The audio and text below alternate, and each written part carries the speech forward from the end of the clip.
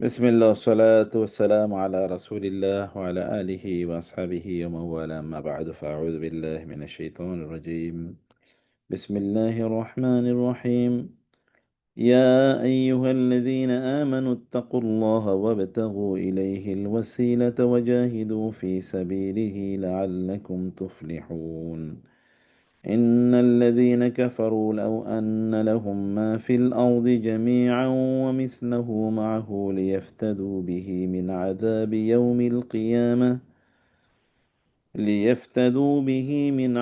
يوم القيامة ما تقبل منهم ولهم عذاب أليم.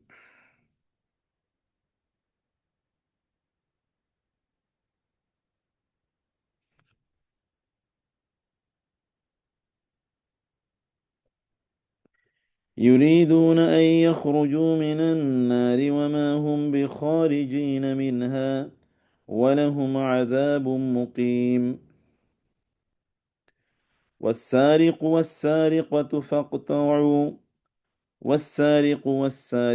فاقطعوا أيديهما جزاء بما كسبا نكالا من الله والله عزيز حكيم. فمن تاب من بعد ظلمه وأصلح فإن الله يتوب عليه إن الله غفور رحيم.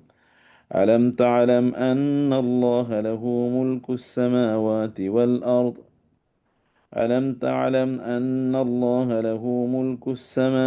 والأرض يعذب من يشاء ويغفر لمن يشاء والله على كل شيء قدير.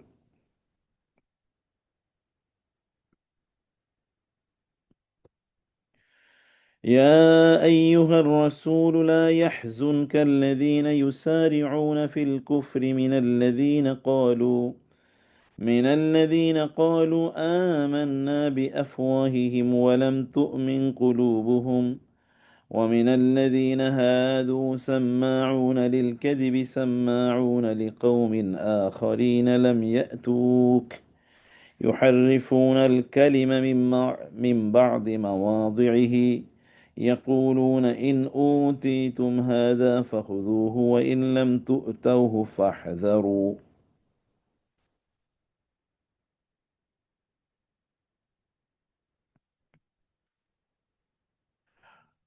ومن يرد الله فتنته فلن تملك له من الله شيئا.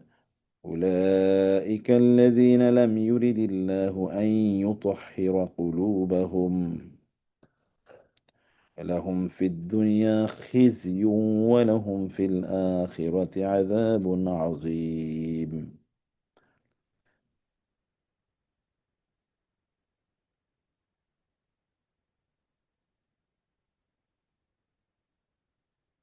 سماعون للكذب أكالون للسحت فإن جاءوك فاحكم بينهم أو أعرض عنهم وإن تعرض عنهم فلن يضروك شيئا وإن حكمت فاحكم بينهم بالقسط إن الله يحب المقسطين. وكيف يحكمونك وعندهم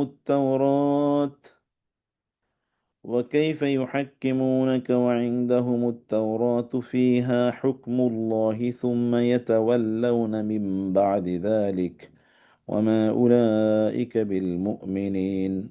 إنا أنزلنا التوراة فيها هدى ونور يحكم بها النبيون الذين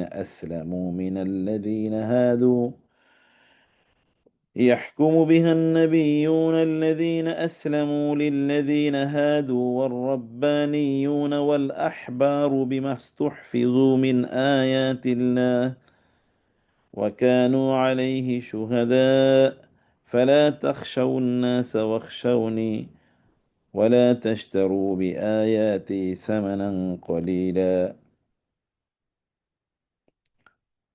ومن لم يحكم بما أنزل الله فأولئك هم الكافرون وكتبنا عليهم فيها أن النفس بالنفس والعين بالعين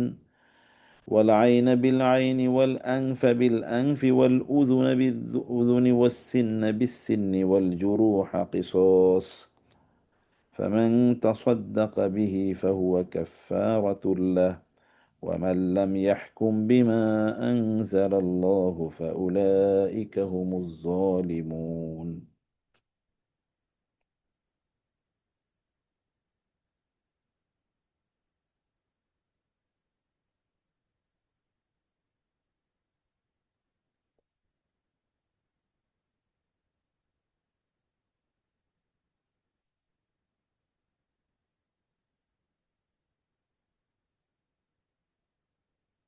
وقفينا على آثارهم بعيسى ابن مريم مصدقا لما بين يديه من التوراة وآتيناه الإنجيل فيه هدى ونور ومصدقا لما بين يديه من التوراة وهدى وموعظة للمتقين وليحكم أهل الإنجيل بما أنزل الله فيه ومن لم يحكم بما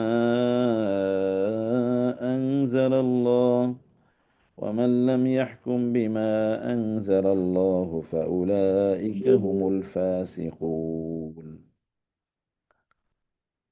আল্লাহ সুবহানাহু ওয়া তাআলা শুকর আদায় করছি, তিনি আমাদেরকে আজকের গুরুত্বপূর্ণ এই সেশনে জয়েন করার তৌফিক দান করেছেন, আলহামদুলিল্লাহ।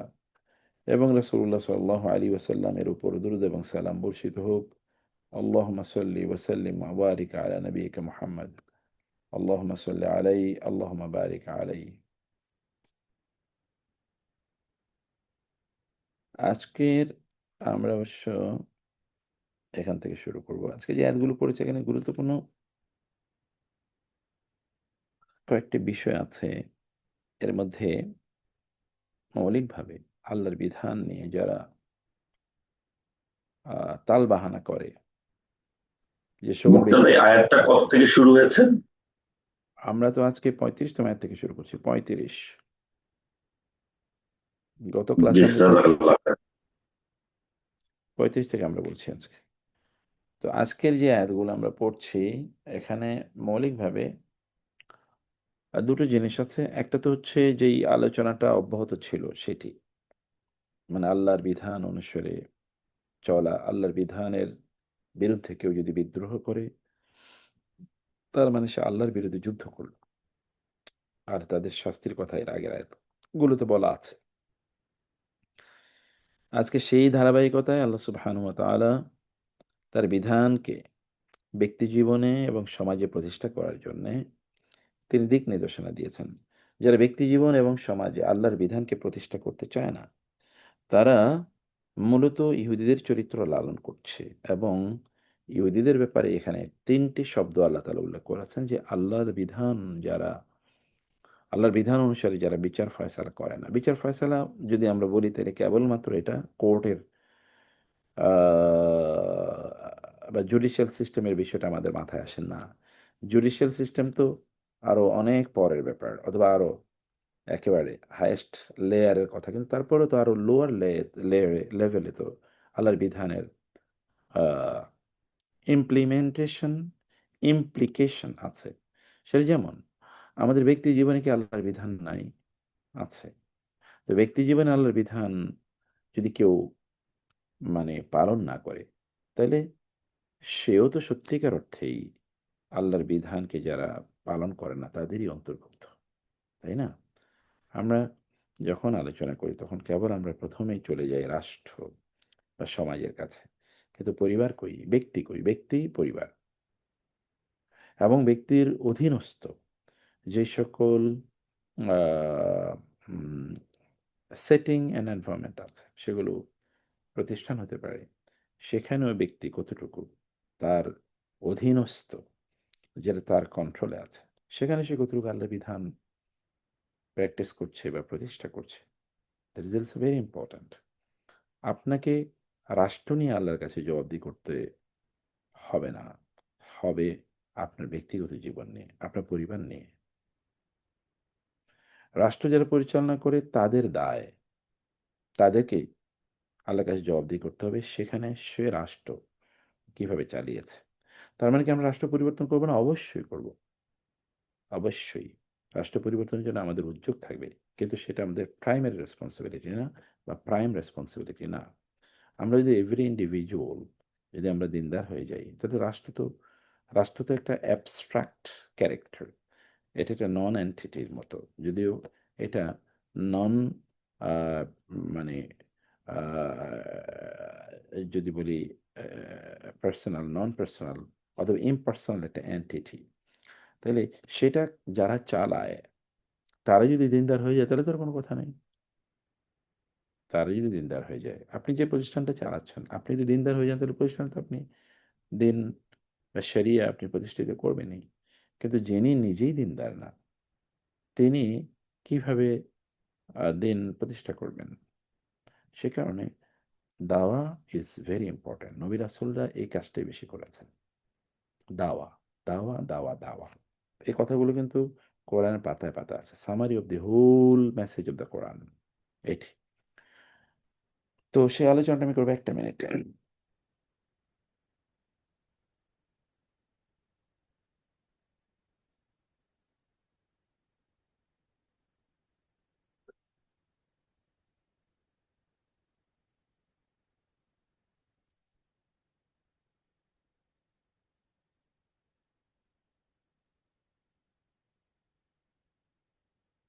সরি। এখন যেমন ধরেন আমরা দাওয়া বলতে কি বুঝাই জানেন? ভেরি আনফরচুনেটলি দাওয়াটা কেবলমাত্র কিছু তথ্যের মধ্যে সীমাবদ্ধ হয়ে গেছে। এখন এই তথ্য জানার জন্যে আমাদেরকে আসলে খুব বেশি ব্যাক পেতে হয় না। কারণ তথ্যগুলো এতদিন বইয়ে ছিল। বই পড়লে আমরা তথ্য পেয়ে যেতাম। অথবা তথ্যগুলো এতদিন বই থেকে আ এটা ইন্টারনেটে চলে এসছে, মানে ওয়েবে, ভার্চুয়াল জগতে। সেটা আমরা কোটি, কোটি আ এন্টিটি আমরা পাই। যদি কোনো একটা তথ্যের ব্যাপারে আমরা যেই সার্চ ইঞ্জিনগুলোকে যদি আমরা জিজ্ঞেস করি, তাহলে সেখানে তারা লক্ষ, লক্ষ মিলিয়ন, মিলিয়ন আ সাজেশন তারা দেয়, যেখান থেকে আমরা তথ্যগুলো পাবো। এগেইন আপনাকে সেখানে পড়তে হয় বা হতো। কিন্তু এখন আমরা আর্টিফিশিয়াল ইন্টেলিজেন্স এর সময় এসে দেখি, আপনার অত কষ্ট করে পড়ার প্রয়োজন নেই। আপনি কেবল যদি আর্টিফিশিয়াল ইন্টেলিজেন্সকে যদি আপনি জিজ্ঞেস করেন, যে ব্যাপারে তুমি আমাকে একটা বই রচনা করে দাও, ও হয়তোবা ১০ মিনিটের মধ্যে একটা বই তৈরি করে দেবে। তার মানে তথ্যের ঘাটতি আসলে নাই। আমরা বরং তথ্যের ফ্লাডে বসবাস করতেছি। এত পরিমাণ তথ্য চারিদিকে, তথ্যের যন্ত্রণায় বরং আমরা অনেক অস্থির হয়ে যাচ্ছি। আর তথ্য প্রদান করাটাকে এখন আমরা ক্রেডিটও মনে করছি। এখন আসলে এটা ক্রেডিট না। এটা যারা বোঝে, যাদের কাছে এসেন্সটা আছে, দর্শনটা যারা বুঝতে পেরেছে তারা জানে যে তথ্য বরং এটা আমাদের জন্যে এখন পজিটিভের চেয়ে নেগেটিভ হয়ে যাচ্ছে বেশি। ফেসবুকে ঢুকলে তথ্য, ইউটিউবে ঢুকলে তথ্য, আপনার মেইলে তথ্য, হোয়াটসঅ্যাপে তথ্য, ইনস্টাগ্রামে তথ্য, টেলিগ্রামে তথ্য, টেলিভিশনে তথ্য, রেডিওতে তথ্য, ওয়েবসাইটে তথ্য, এআই এ তথ্য, সব কিছুর মধ্যে তথ্য। তাইলে এইগুলোর আ মানে এগুলোর মানে এই তথ্য দিয়ে আমাদের কাজ কি? তথ্যের প্রসেসিংটা কি? তথ্যটা তো প্রসেসড একটা আ আ মানে আ প্রোডাক্টে রূপান্তর করতে হবে। তো সে প্রসেস প্রোডাক্টটা কই? যদি সেটা ইমপ্লিমেন্টেশন না থাকে, মানুষ তো আগের চেয়ে আরো বেশি হায়না হয়ে যাচ্ছে। আমরা দেখতেই পাচ্ছি গোটা পৃথিবী কোথায় গিয়ে দাঁড়াচ্ছে। আরো বেশি হায়না হচ্ছে। পশ্চিমবঙ্গে কি হচ্ছে আমরা দেখতে পাচ্ছি। জানি না কতটুকু প্রপাগান্ডা। কিন্তু ওরা যেই পরিমাণ হিংস্র তাতে প্রপাগান্ডা আমার কাছে মনে হয় না। অন্তত 50% ও যদি রিয়াল থাকে তাহলে তো এটা ভয়ংকর সিচুয়েশন। তো তাইলে এই তথ্য তো মানুষ বানাতে পারছে না আমাদেরকে। কোরআন ঠিক এই কথাগুলোই বলতেছে। কোরআন আমাদেরকে তথ্য দেয় না। এই কারণে দেখবেন তো কোরআনে তথ্য খুব কম। কোরআনে আছে কি? কেবল মোরালিটি, কেবল নৈতিকতা, কেবল নৈতিকতা। এমনকি আমরা যেটাকে রিচুয়াল বলি, যেগুলোকে আমরা কেবলমাত্র প্র্যাকটিস সর্বস্ব কার্যকলাপ বলি। যেমন আপনি নামাজ পড়বেন, হজ করবেন, যাকাত দেবেন, রোজা রাখবেন। কোরআন কত% জায়গায় এটুকু অকুপাইড আছে? কতটুকু জায়গা জুড়ে এই আলোচনা আছে। আপনি নামাজের কথা ২৬-২৭ বার আছে, তাই না? কিন্তু দেখেন তো তাকওয়ার কথা কত শতবার আছে। দেখেন তো সিদক সত্যবাদিতার কথা, যেমন দিন মানে ন্যায় বিচার যেন আমরা করি নিজের উপর, মানুষের উপর, সমাজে। এ কথাগুলো কারো উপর যেন জুলুম না করি, ইনসাফ যেন আমরা মেইনটেইন করি। আমরা যেন মানুষের কল্যাণ করি। আমরা যেন রিলিজিয়াস গুড, যেমন আমরা ধর্মের দৃষ্টিতে ভালো, নামাজ পড়লে ধর্মের দৃষ্টিতে ভালো, দাড়ি রাখলে ধর্মের দৃষ্টিতে ভালো, লম্বা জুব্বা পড়লে ধর্মের দৃষ্টিতে ভালো। এগুলো যতটা গুরুত্বপূর্ণ, তার চেয়ে কি কম গুরুত্ব কোথাও দিয়েছে সোশ্যাল গুড, ইকোনমিক গুড? মানে ইকোনমিক সোশ্যালি আপনি খুবই ভালো মানুষ। মানুষের কল্যাণে আপনি এগিয়ে যান। মানুষের বিপদে আপনি ব্যস্ত হয়ে পড়েন, তাই না? মানুষের সাথে সুখ এবং দুঃখগুলো ভাগাভাগি করে নেন। এগুলোর গুরুত্ব কি কোরআনে কম না বেশি? বরং অনেক বেশি। কোরআন এগুলোকে অনেক বেশি ফোকাস করেছে। কোরআন এগুলোকে অনেক বেশি ফোকাস করেছে। তাইলে যখন আমরা এই আয়াতগুলোর দিকেও যখন আমরা তাকাবো, দেখব মূল জিনিসটা কিন্তু এটা। যেমন এখানেও দেখেন শুরু হয়েছে কি? ইয়া আইয়ুহাল্লাযীনা আমানুত্তাকুল্লাহ, তোমরা আল্লাহকে ভয় করো। তো আল্লাহকে ভয় করতে একটা অ্যাবস্ট্রাক্ট জিনিস, তাই না? এর কোনো ফিজিক্যাল আপনি দেখবেন যে ঠিক আছে আপনি নামাজ দাঁড়ায় নামাজ পড়তে, নামাজ পড়াটা কি আল্লাহকে ভয় করা এর সবচেয়ে বড় ম্যানিফেস্টেশন? না। যখন আমরা আমাদের অফিসে আছি, আমি যদি কোনো অফিসে ৮ ঘন্টা সময় দেওয়ার কথা, তাহলে আমি ৮ ঘন্টাই দিচ্ছি। এবং আমি জানি যে এখানে আমার ইনকামটা হালাল করতে হলে আমাকে ৮ ঘন্টা সময় দেওয়া লাগবে। ৪ ঘন্টা আমি Facebook টিপাইলাম, আর ৪ ঘন্টা যেমন বাঙালি ক্যারেক্টার আরকি বলছি। কেন এখানে ভালো প্রফেশনাল ডেভেলপ করে না? কেন এখানে ভালো সেই মানব জাতির জন্য কল্যাণকর জিনিস মুসলমানদের মধ্যে তৈরি হয় না? কারণ এখানে ফাঁকিবাজি বিষয় বেশি। কারণ সে তার দায়িত্বটাই পালন করে না। তাহলে যেই লোক তার দায়িত্ব পালন করে না, তাহলে তার তাকওয়া কই? সে তার ইনকামটাই তো হালাল করতে পারছে না।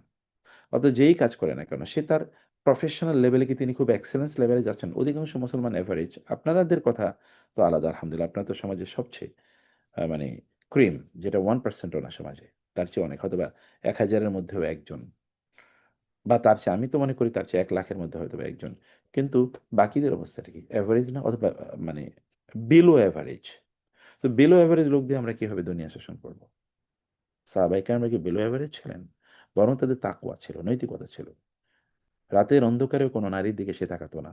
কেউ দেখছে কি দেখছে না। সিসি ক্যামেরা তখন তো ছিল না। সিসি ক্যামেরা তো মূলত তাকওয়া, তাই না? ওমর রাদিয়াল্লাহু তাআলার যুগে ১,০০০ কিলোমিটার রাস্তা অতিক্রম করে নারীরা আসতেন বাইতুল্লাহতে। কিন্তু দিন-রাত কেউ তাদের দিকে ফিরেও মানে ওইভাবে তাকাতো না খারাপ দৃষ্টিতে। মানে কারণ তারা মনে করত যে আ নৈতিকতা তাদের ওই জায়গায় গিয়ে পৌঁছেছে। রাসূল সাল্লাল্লাহু আলাইহি ওয়াসাল্লাম আগেই ভবিষ্যদ্বাণী করেছেন যে এমন সময় আসবে। কিন্তু এখন কোথায় আছে আমাদের বোনদেরকে বা আমাদের মেয়েদেরকে বা আমাদের নারীদেরকে, আমাদের বিল্ডিং এর লাগোয়া কোনো মসজিদ আছে। রাতের অন্ধকারে ২ টায় কি আমি যেতে দেব? যে ঠিক আছে তুমি একা, একা মসজিদে যাও। এটা কি সম্ভব? চিন্তা করা যায় এটা? তাহলে আমরা কি হচ্ছে? আমরা মুসলমানরাই তো, মুসলিম সমাজের কথাই বলছি। আমি হিন্দু, খ্রিস্টান, বৌদ্ধ সমাজের কথা বলছি না। তাহলেই বোঝা যাচ্ছে যে এটা নাই। এই জায়গাটা আমাদের মৌলিক প্রবলেম আছে এটা। কোরআনের এই যে যখন কোরআন বলছে, আল্লাহ তাআলা যখন বলছেন যে তোমরা আল্লাহর বিধান প্র্যাকটিস করো, তখন সেখানে কিন্তু প্রায়োরিটি আমরা। বেসিক্যালি ফোকাস, প্রায়োরিটি মানে হচ্ছে ফোকাস হচ্ছে আমরা। আমাদের ব্যক্তি জীবন। ব্যক্তি জীবনকে ভালো করা। এই আয়াতগুলোর এর আগেও দেখেছেন তাই মূল বক্তব্য এখানেও। ইয়া আইয়ুহাল্লাযীনা আমানু, হে যারা ঈমান এনেছো, হে যারা ঈমানের দাবি করো, তাই না? ইত্তাকুল্লাহ, তোমরা আল্লাহকে ভয় করো। তো তাকওয়া মানে কি? এটা নিয়ে আমরা আগেও বলেছি। ওয়াকা থেকে এসছে। ওয়াকায়া মানে কি? রক্ষা করা, বাঁচানো, নিজকে বাঁচানো। কি থেকে বাঁচানো? অন্যায় থেকে, অপরাধ থেকে, সামাজিক অনাচার থেকে, মানুষের অনিষ্ট থেকে বাঁচানো নিজকে। কোনো একজন মানুষ তিনি প্রচণ্ড নামাজি, কপালে কালো দাগ পড়ে গেছে নামাজ পড়তে, পড়তে এবং দরবেশের মতো করে চলে। কিন্তু মানুষ তাকে খুব ভয় পায়। কেন ভয় পায়? যেই লোকের কাছে টাকা দিলে টাকা মাইর। এর আশপাশে থাকলে আমি শেষ। তার ছায়ায় কোনোদিন আর বড় হওয়া যায় না। কারণ সে সর্বগ্রাসী, সর্ববুভুক্ষ, যা পায় সবই খাইয়া ফেলায়। তো এই একে তাকওয়া আছে, এই দিনদারি। সে মসজিদে ইমামের পেছনে একেবারে ১ম কাতারে থাকে। ১,০০০ মসজিদ নির্মাণ করেছে। তাতে কি আসে যায়? এবং ইদানিং এই যে কথা আমি আমি ব্যক্তিগত জীবনে আমার উপলব্ধি। এত মসজিদ মাদ্রাসা করে হবে কি? মসজিদে যারা যাচ্ছে তারা কি ভালো মানুষ? তো আপনার এত মসজিদে, ধরুন আপনার যারা ইউরোপে আছেন, আমেরিকাতে আছেন, এত মসজিদ, অভাব নাই, কিন্তু সত্যিকার মানুষ কি তৈরি হচ্ছে মুসলমানদের মাঝে? মসজিদে সে যাচ্ছে, সে মসজিদে কেবল আল্লাহকে চেনে, কিন্তু মসজিদ থেকে বের হওয়ার পরে আসে আল্লাহকে এক মুহূর্ত ইয়ে করে। তার তাকুয়া কি কেবল মসজিদে? মসজিদের বাইরে তো আমি, মসজিদে থাকি আমরা সর্বোচ্চ নাইলে 24 ঘন্টার মধ্যে নাইলে 30 মিনিট, 30 মিনিটও থাকে না সাধারণত, সর্বোচ্চ নাইলে 30 মিনিট থেকে বাকি 23.5 মিনিট, 30 ঘন্টা কি করবে? সেখানেই তাকুয়া থাকবে না? ইত্তাকুল্লাহ কত জায়গায় কোরআন আল্লাহ তাআলা তাকওয়ার কথা বলছেন। তো তাকওয়া কেবল পোশাক সর্বস্ব না। আমি একজন পাঞ্জাবি পায়জামা দেখলে মনে করলাম যে ওরে উনি তো খুবই মুত্তাকি। পাঞ্জাবি পায়জামার মধ্যে কি তাকওয়া? এটা কি তাকওয়ার পোশাক? ওয়াতাজাওয়াদু ফাইন্না খায়রা যাদি তাকওয়া। আল্লাহ তাআলা কোরআনে বলছেন যে তোমরা হজ করতে আসার আগে তোমরা প্রস্তুতি নাও, তবে শ্রেষ্ঠতম প্রস্তুতি হলো তাকওয়ার প্রস্তুতি। শ্রেষ্ঠতম প্রস্তুতি তাকওয়ার প্রস্তুতি। আমি এখানে যেমন আমার হাজার হাজার হাজিদেরকে আমি এখানে বলে এখানে হালাকা প্রায় প্রতিদিন আমি বিভিন্ন জায়গায় একটু কিছু কথাবার্তার সুযোগ হয়। আমার একটা কমন কনসার্ন হলো, এটা আমার ব্যক্তিগত কনসার্ন, তাহলে যে যে মানুষরা এখানে ধরেন এত পরিমাণ মহিলারা আছে, বিভিন্ন হাজার হাজার, এখন তো এখানে ধরেন শুরুর দিক দিয়ে, ওয়ালাইকুম আসসালাম, এত পরিমাণ আরব মহিলারা, তো এখানে যদি কেউ তার চোখ হেফাজত না করতে পারে তাহলে সে কিসের হজ করতে এসছে?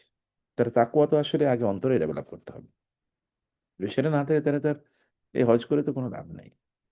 হজ কি তাকে বাঁচাতে পারবে? তার চোখেই যদি না বাঁচাতে পারে, তাহলে জাহান্নাম থেকে তারা বাঁচাবে কি হবে? তার শরীর বাঁচাবে কি হবে? এ তাকুয়া, তাই না? ইত্তাকুল্লাহ, তোমরা আল্লাহকে ভয় করো। হে ইমানদাররা, কাকে বলতেছেন?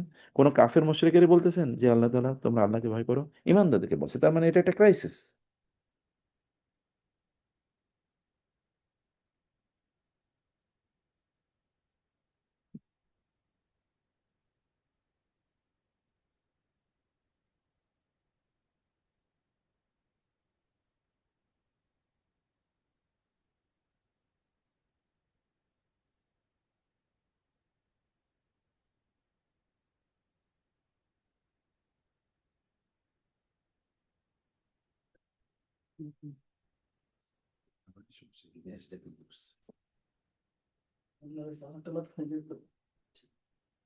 আমি যে এইগুলো না খাইলে আমি খুব ভালো থাকলে কিন্তু, ভাই সরি, একটু আমার গলা একটু ইয়ে হচ্ছে। তো ইত্তাকুল্লাহ, তোমরা আল্লাহকে ভয় করো। ইমানদারদেরকে বলছেন আল্লাহকে ভয় করো, কারণ মূল সম্বল হলো আসলে তাকওয়া। মূল সম্ভব হলো তাকওয়া। আল্লাহর প্রতি আমার বিশ্বাস আছে, এটা কি সেই প্রমাণ হবে? আচরণে প্রমাণ হবে। আল্লাহর প্রতি আমার বিশ্বাস আছে বা ঈমান আছে, এটা আচরণে প্রকাশ পাবে। এটা ইত্তাকুল্লাহ, তোমরা আল্লাহকে ভয় করো, সামষ্টিক ইস্যু এটা। ওয়াবতাগু, এবং তোমরা প্রত্যাশা করো, ইলাইহি, তার কাছে, ইবতিগা, খোঁজা, এটা তো আপনি জানেন। ইবতিগা মানে খোঁজা, অনুসন্ধান করা। তার কাছে কি করা? আল ওয়াসিলা, তোমরা তার কাছে ওয়াসিলা অনুসন্ধান করো। এখন ওয়াসিলা নিয়ে তো অনেক আলোচনা আছে। যেমন বাংলাদেশে যদি আপনি সুফি সমাজে দেখেন, তাহলে সুফি সমাজে ওয়াসিলা বলতে যে কোনো পীর সাহেবের ধরা, কোনো সুফির ধরা, কোনো সাধকের ধরা, তাই না? তো এটাকে তারা মনে করে। মূল সমস্যাটা কোথায় জানেন? কারণ এই আরবি ওয়াসিলা আর বাংলা উসিলা এটা মানুষ এক করে ফেলছে।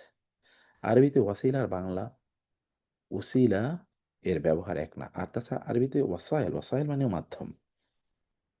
কিন্তু ওই ওয়াসাইল বা ওয়াসিলা এটা কেবলমাত্র একটা অর্থে ব্যবহার হয় না।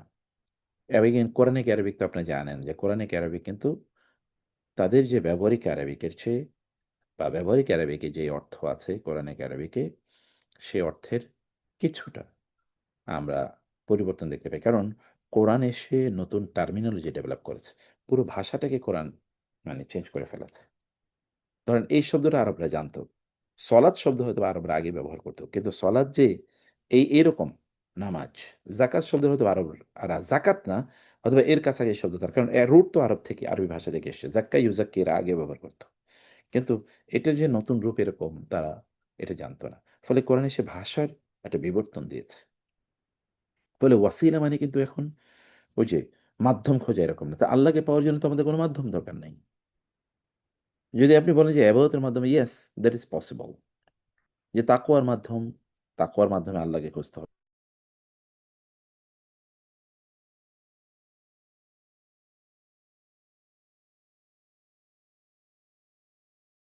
আল্লাহকে খুঁজতে চাই, তার উসিলা ধরে আমি আল্লাহর কাছে যেতে চাই, তাহলে তো এটা এখানে প্রবলেম আছে।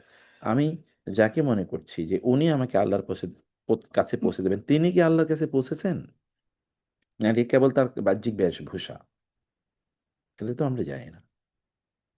তো ফলে এখানে ওয়াসিলা শব্দের মূল অর্থ হলো, কোরআনে যদি আপনি মানে বিশেষ করে হাদিসে বা তাফসিরে যদি আপনি দেখেন, তো দেখবেন ওয়াসিলা এর মূল অর্থ হলো যে আদ-দারজাতুল উলিয়া, সর্বশ্রেষ্ঠ জায়গা। যেমন আমরা রাসূল সাল্লাল্লাহু আলাইহি ওয়াসাল্লামের জন্যে মানে ধরেন ইয়ের পরে, এই যে আ আম আ আযানের পরে আমরা যখন দোয়া পড়ি না?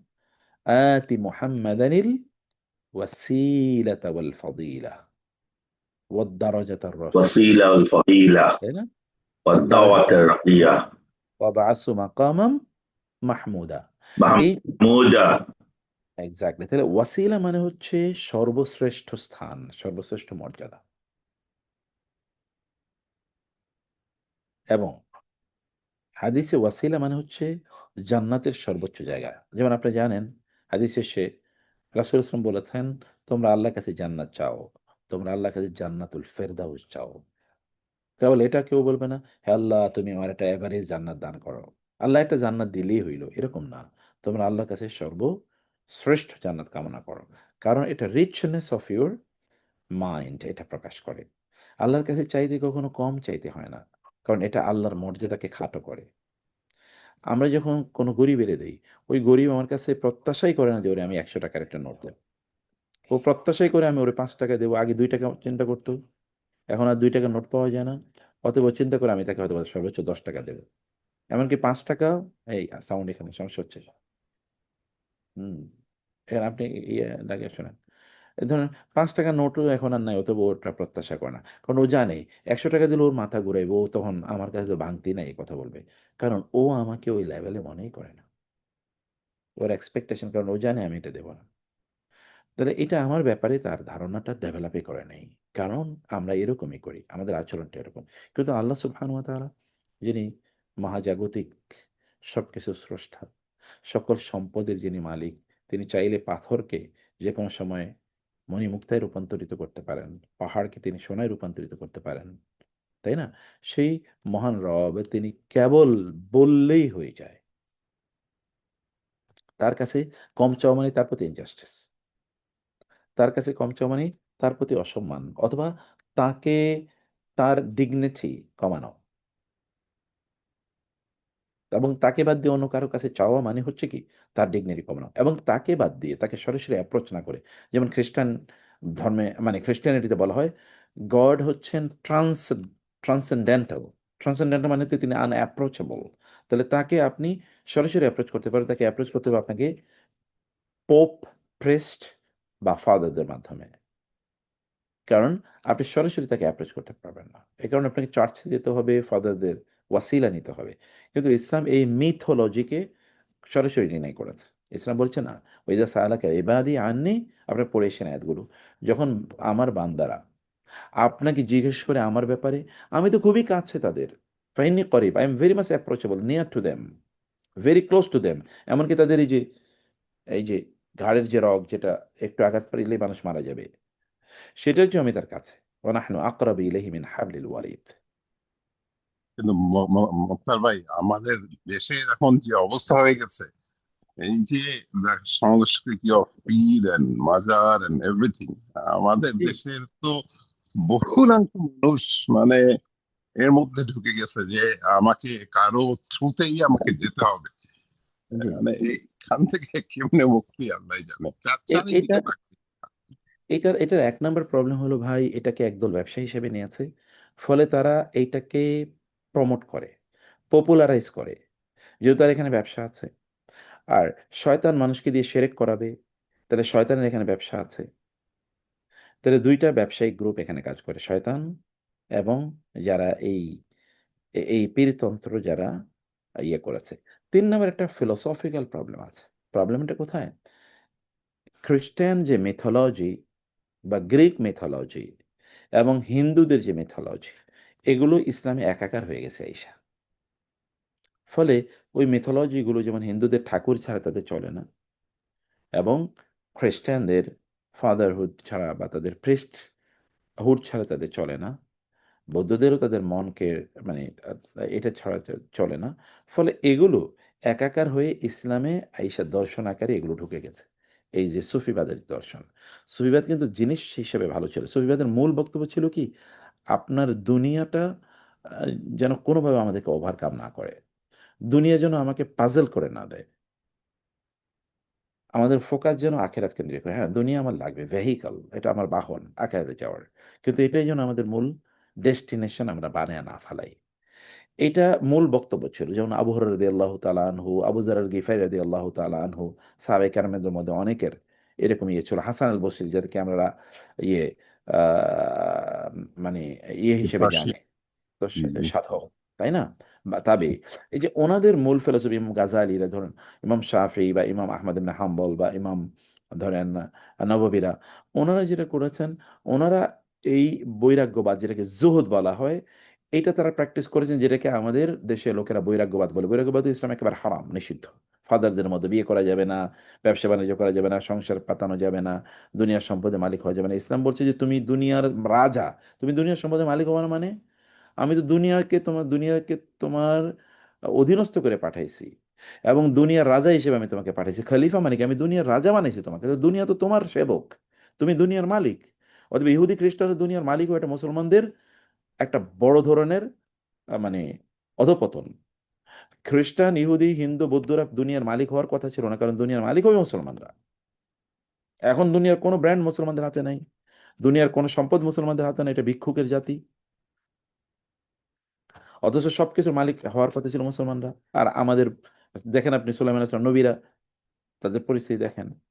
অথবা যদি আপনি সুলাইমান আলাইহিস সালামের কথা বলেন, দাউদ আলাইহিস সালামের কথা বলেন, তাই না?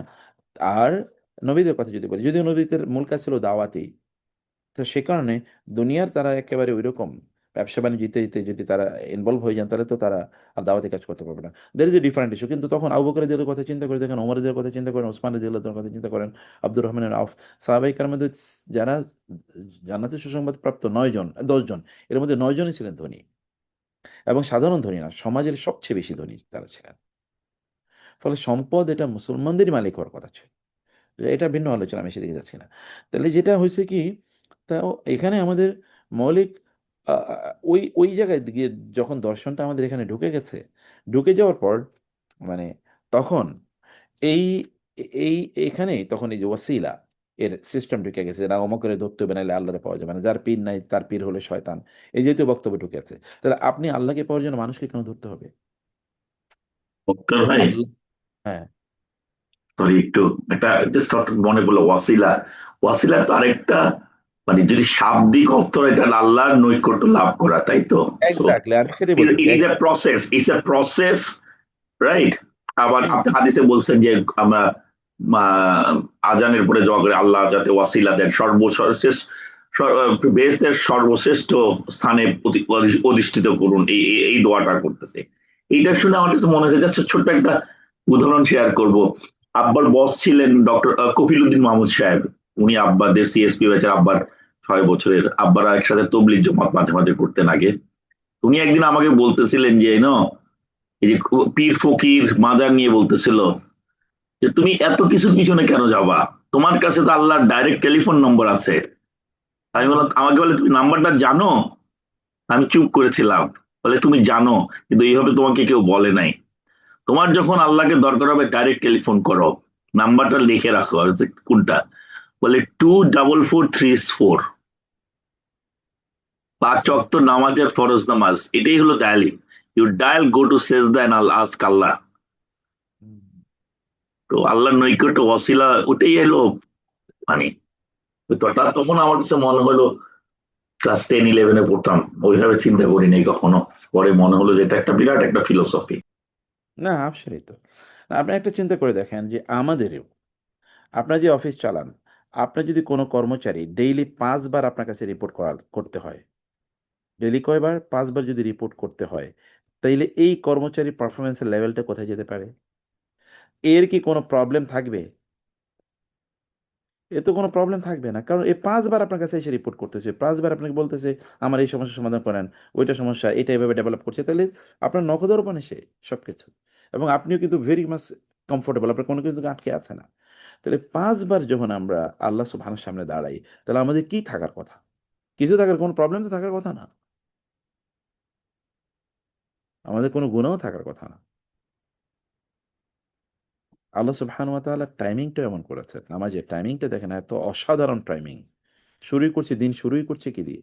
আল্লাহর সামনে হাজিরা দিয়ে। দিন শেষও করছি আল্লাহর সামনে হাজিরা দিয়ে। মধ্যখানে আরো ৩ বার যাই এবং এত গুরুত্বপূর্ণ সময়ে যাই যে ওই সময় কোনো, এর মধ্যখানে কিন্তু পাপ হয়ে যেতে পারে বিভিন্ন এনগেজমেন্টের কারণে। তারপরে আমি তার কাছে যাই। অথবা এর মধ্যে আমার কোনো প্রয়োজন হতে পারে। তারপরে আমি তার কাছে সামনে গিয়ে দাঁড়াচ্ছি। তাহলে সালাত এটা কেবলমাত্র কিছু ফরমাল রিচুয়ালের নাম না। আমি কেবলমাত্র রুকু সিজদা দিলাম, কেবলমাত্র আমি তাসবিহ তাহলিল করলাম, এটাই কি নামাজ? নামাজের রুহানিয়ত কই? যে নামাজ আমাকে আল্লাহর নিকটবর্তী করতে পারে না, ওটা তো নামাজই না, ওটা তো এক ধরনের ব্যায়াম। তো যে নামাজ আমাকে আল্লাহর নিকটবর্তী করতে পারে না, ওই নামাজ পড়ে যে নামাজ আমার দুনিয়াতেই পাপ থেকে বাঁচাতে পারে না, সেই নামাজ আখেরাতে জাহান্নাম থেকে কিভাবে বাঁচাবে? হতে পারে না। ফলে এগুলো মূল জায়গাটাতে ওই যে যেটা বলেছি, দেখেন কোথায় আল্লাহ বলেছেন ইত্তাকুল্লাহ, আল্লাহকে ভয় করো, মূল কথা। কতবার কোরআনে আছে ইত্তাকুল্লাহ? একবার, দুইবার? দেখেন সূরা বাকারায় শুরু হয়েছে হুদাল লিল মুত্তাকিন। দেখেছেন তাকওয়া? এটা ছাড়া কোনো উপায় আছে? এরপরে আল্লাযীনা ইউমিনুনা বিল গায়ব, এরপরে ওয়া ইউকিমুনাস সালাত, তারপরে ইস্যু। তাকওয়া ইজ দ্য মেইন থিং। একটা যেটা, কোন কোন সূরাতে তো এটা আছে, আল্লাহকে ভয় করো, রসুলকে মানো। জি, হ্যাঁ, কোরআনের বহু জায়গায় একই বহু বক্তব্য। জায়গায়। জি। তাহলে ওয়াসিলার আমরা কি অর্থ বললাম? ওয়াসিলার ১ নম্বর অর্থ বলেছি যে এটা মানে আল্লাহ সুবহানাহু ওয়া তাআলার কাছে সর্বশ্রেষ্ঠ মর্যাদা কামনা করা। কারণ আল্লাহ তাআলার কাছে এইটাই চাওয়া, এইটাই আল্লাহর সম্মান বা মর্যাদার সাথে যায়। এর আরো অনেক অর্থ, যেমন আপনি শরীফের যেমন হাদিসে এসেছে বহুবার আল কুরবু ইলাল্লাহ, মানে এর মানে হচ্ছে আল্লাহর নৈকট্য কামনা করা আল্লাহর কাছে। তো আল্লাহর নৈকট্য যদি না থাকে, আল্লাহ থেকে আমি অনেক দূরে, তাইলে আল্লাহর যে ইবাদত করছি বলে আমি দাবি করতেছি, তাহলে এটা কি আসলে কোনো ইবাদত? আমি তার ইবাদত করছি, অথচ তার নিকটবর্তী আমি না, আমি তার থেকে অনেক দূরে। তার মানে আসলে তো কোনো ইবাদতই না এটা। এই ইবাদতের মধ্যে কোনো প্রাণ নাই, রূহ নাই। তাই না? তাইলে ওয়াবতাগু ইলাইহিল ওয়াসিলা, তোমরা প্রত্যাশা করো তার কাছে তার নৈকট্য। তার নৈকট্য চাও। আমরা জান্নাতে কিন্তু এই যে এই নৈকট্যই কিন্তু আমরা আল্লাহর কাছে চাইবো বা পাবো। সেটাই সবচেয়ে বড় অর্জন আমাদের। আর আল্লাহর নৈকট্য চাওয়ার জন্য আর না পাওয়ার জন্যই মূলত আমাদের সকল ইবাদত, যত ইবাদত, সব ইবাদত কেবল আল্লাহর নৈকট্য। নৈকট্য মানে আল্লাহর নিকটবর্তী হওয়া। অ্যান্ড এভরি টাইম যখন আমি প্রতিদিন ৫ বারে দাঁড়াই, তখন তো প্রতিদিন আমার আল্লাহর নৈকট্য পাওয়া দরকার। আচ্ছা, যেই লোকটা প্রতিদিন ৫ বার আপনার সাথে দেখা করে, ওর সাথে তো আপনার যেমন আমরা পারিবারিক, আমার বাচ্চাদেরকে না দেখলে আমরা দম বন্ধ হয়ে যায় প্রায়। স্বামী-স্ত্রী একজন আরেকজনকে না দেখলে প্রায় দম বন্ধ হয়ে যায়। বাবা-মাদেরকে না দেখলে দম প্রায় বন্ধ হয়ে যায়। কারণ তাদের সাথে ডেইলি আমাদের বহুবার দেখা হয়। এটা এমন হয়ে গেছে যে তাদের, আমাদের নিঃশ্বাস-প্রশ্বাসের মতো তাদের আ মানে উপস্থিতিটা আমাদের জন্য প্রয়োজন। বা নিঃশ্বাস-প্রশ্বাসের মধ্যে তাদেরকে আমরা ফিল করি। তাহলে এটা আল্লাহ সুবহানাহু ওয়া তাআলার ব্যাপারে আমাদের ওই ফিলিং কই? যদি আমি নামাজে না দাঁড়াতে পারি, তাহলে তো আমার নিঃশ্বাস বন্ধ হয়ে যাওয়ার মতো কথা ছিল। মানে অক্সিজেন প্রায় আমার আ আ মনে হচ্ছে যেন আমি অক্সিজের অভাবে মারা যাচ্ছি, এরকম যে আমি নামাজ দাঁড়াতে পারলাম না। এগুলো সবই আল্লাহর ওয়াসিলা। যেমন আল্লাহর কিতাব, যখন আমি যদি না পড়তে পারি, তাহলে কিতাবটাকে, অক্সিজেন যেমন আমরা গ্রহণ করি, ফুড যেমন আমরা গ্রহণ করি, খাই, তেমনিভাবে আমাদেরকে আল্লাহর নৈকট্য অর্জন করার জন্য আমাদেরকে মানে কোরআন তেলাওয়াত করা, কোরআন পড়া, কোরআন বোঝা, অথবা ধরুন আল্লাহকে নিয়ে চিন্তা করা। এটা আমাদের দরকার ছিল। কিন্তু আমরা সেটা করছি কিনা? করি না। তো ওয়াবতাগু ইলাইহিল ওয়াসিলা এর জন্য যে সকল কাজগুলো আছে, এইটা আমাদেরকে করা দরকার। সেটাই আল্লাহ ওই যে ইত্তাকুল্লাহ, তোমরা আল্লাহকে ভয় করো। এবং আল্লাহকে ভয় করা কিন্তু, এটা আবারও বলছি, এটা কেবল মসজিদের ইস্যু না। এটা মসজিদের বাইরে মাচ মোর ইম্পোর্টেন্ট। মসজিদে তো এমনি আমি আল্লাহরে ভয় করব। কারণ ওইখানে তো আর অন্য কিছু নাই। কিন্তু মসজিদের বাইরে আমি আল্লাহকে ভয় করছি। আমার প্রফেশনাল লাইফে, আমার ফ্যামিলি লাইফে, আমরা যখন কোনো প্রোগ্রামে পিকনিকে যাই, তখন আমরা, যখন আমরা দেশের বাইরে কোথাও ভিজিট করতে যাই, তো তখন আমি কেবল হালাল ফুড খুঁজি, কিন্তু হালাল লাইফস্টাইল আমি খুঁজি না। অথবা যেই ফুড, যে টাকা দিয়ে আমি হালাল ফুড কিনবো, ওই টাকাটা হালাল কিনা সেটা আমরা জানি না। কিন্তু ওইখানে গিয়ে আমি হালাল ফুড খুঁজি। তো ওই হালাল ফুড কি আমাকে বাঁচাতে পারবে? আমার ইনকামই তো হারাম। অথবা আমার লাইফস্টাইলই হারাম। তো ওই হালাল ফুড আমার বাঁচায় কেমনে? তাহলে একটা ফেক দিনদারি আমাদের মধ্যে আছে, ফেক দিনদারি না, এটা তাকওয়া ভিত্তিক দিনদারি লাগবে। ওয়াজাহিদু ফি সাবিলি, দেখেন তোমরা আল্লাহর রাস্তায় যুদ্ধ করো। যুদ্ধটাকে কেবলমাত্র আমরা ফিজিক্যাল জায়গায় না নিয়ে যাই। আচ্ছা, যে ব্যক্তি ফজরে নামাজে যাওয়ার জন্য ঘুম থেকে উঠতে পারে না, ও আল্লাহর রাস্তায় কিসের জিহাদ করবে? যে তার শরীরের কম্বলটা সরাতে পারে না নামাজে যাওয়ার জন্য, জামাতে উপস্থিত হওয়ার জন্য, সে কম্বলটা সরাতে পারলো না, সে বিছানা থেকেই উঠতে পারলো না এই নামাজে দাঁড়ানোর জন্যে, সে সলাৎ পড়ে 3 মিনিটে, 4 রাকাত নামাজ পড়ে 3 মিনিটে, 4 রাকাত নামাজ পড়ে 4 মিনিটে, এই ব্যক্তি আল্লাহর রাস্তায় কিসের জিহাদ করবে? অতএব ওয়াজাহিদু ফি সাবিলি, আল্লাহর রাস্তায় যুদ্ধ করো মানে হচ্ছে আল্লাহকে পাওয়ার রাস্তায় যুদ্ধ করো। Fight against your own souls, তোমাদের নিজের রিপুর বিরুদ্ধে, নিজেদের হাওয়া প্রবৃত্তির বিরুদ্ধে, প্রবৃত্তির বিরুদ্ধে, নিজেদের এই যে আকাঙ্ক্ষা ইত্যাদির বিরুদ্ধে যুদ্ধ করো। কারণ এটা তো রিয়েল যুদ্ধ। শয়তানের বিরুদ্ধে যে যুদ্ধে জিতে না, সে শত্রুদের বিরুদ্ধে মাঠে কেমনে জিতবে? গোটা পৃথিবীতে মুসলমানরা এর আগে আপনি দেখে এসছেন, মুসলমানরা তারা যুদ্ধের মধ্যে সূরা বাকারাও দেখে এসছেন, ওই যে জালুত এর বিরুদ্ধে, তালুতের বিরুদ্ধে জালুতের বাহিনী 313 জন, ওইখানে হাজার হাজার জন, এবং এগুলো ছিল খুবই দুর্ধর্ষ। তাদেরকে তারা কিভাবে শেষ করে দিয়েছে? 313 জন মাত্র, বদরের যুদ্ধে 313 জন। কিন্তু এরা ছিল ফিজিক্যালি দুর্বল, কিন্তু স্পিরিচুয়ালি, ইমানের দিক থেকে, তাকওয়ার দিক থেকে তারা ছিল প্রচন্ড স্ট্রং। তো জিহাদটা, মৌলিক জিহাদটা হলো ব্যক্তি, হ্যাঁ ওই জিহাদ তো লাগবে, সেটা তো ফরজ বটে, কিন্তু সেটা কি আর একটু পরে গিয়ে। আমি নিজেই তৈরি হলাম না, তাহলে আমি কিসের যুদ্ধ করব? আমি তো নিজেই যুদ্ধের জন্য তৈরি না, প্রস্তুত না, তাহলে সেটা আসলে যুদ্ধ হবে না, সেটা অন্য কিছু হবে। ওয়াজাহিদু, তোমরা জিহাদ করো, ফি সাবিলিহি, আল্লাহর রাস্তায়। এখানে কিন্তু কোথাও নাই যে শত্রুদের বিরুদ্ধে যুদ্ধ করো, আল্লাহর রাস্তায়, আল্লাহকে পাওয়ার রাস্তায়, এই আল্লাহর ওয়াসিলায় রাস্তায়, মানে আল্লাহর সন্তুষ্টি, আল্লাহর নৈকট্য পাওয়ার রাস্তায় তোমরা যুদ্ধ করো। লাআল্লাকুম, কোরআনে যত লাআল্লাহ আছে, সকল লাআল্লাহ কিন্তু প্রত্যাশামূলক, এটা সন্দেহমূলক না, সম্ভবত, আশা, এরকম না। এটা হলো আশা করা যায়, মানে হোপফুলি, ইট ইজ এক্সপেক্টেড যে তুফলিহুন, তোমরা কি করবা? সফলতা অর্জন করবা, তোমরা সফল হবা। অতএব মৌলিক সফলতা কি? আল্লাহর ভয়, আল্লাহর নৈকট্য এবং আল্লাহর রাস্তায় যুদ্ধ, এটাই কিন্তু মৌলিক সফলতা। এন্ড সফলতা আমি কত বড় চাকরি করছি, কত টাকা ইনকাম করছি, কত বড় বাসায় থাকি, এগুলো সফলতা বটে, কিন্তু কত দিনের? এবং এই কারণে আমি ব্যক্তিগতভাবে আমার যে ফিলিং, এই ফিলিংটা আপনাদের সাথে শেয়ার করি এই জন্যে যে এটা আপনারা অনেক ভালো বুঝবেন। এই যে আমরা ধরুন যে টাকা ইনকাম করছি, এটা কার জন্য ইনকাম করছি? আচ্ছা, আমাদের নাতিদের জন্যে বা নাতিনদের জন্যে টাকা ইনকাম করার কি কোনো বাধ্যবাধকতা আমাদের আছে? বা আয় করার কোনো বাধ্যবাধকতা আছে? কোরআন বলেছে না হাদিস বলেছে? কোথায় বলেছে? আমাদের দায়িত্ব তো আমাদের সন্তান পর্যন্ত, তাই না? আমাদের সন্তানদের দায়িত্ব তাদের সন্তান পর্যন্ত। কিন্তু আমরা আসলে কোন বৃত্তের মধ্যে আটকে আছি? আমরা কি 14 জেনারেশন পর্যন্ত কেমনে থাকবে সেটা নিয়ে আমরা চিন্তা করছি না? এবং এ কারণে আমার দুনিয়াও যায়, আখেরাতেও যায়। এ কারণে আমি স্পিরিচুয়ালি না ফিজিক্যালি ভালো থাকি, সাউন্ড থাকি, আমরা কোথাও সাউন্ড থাকতে পারছি না।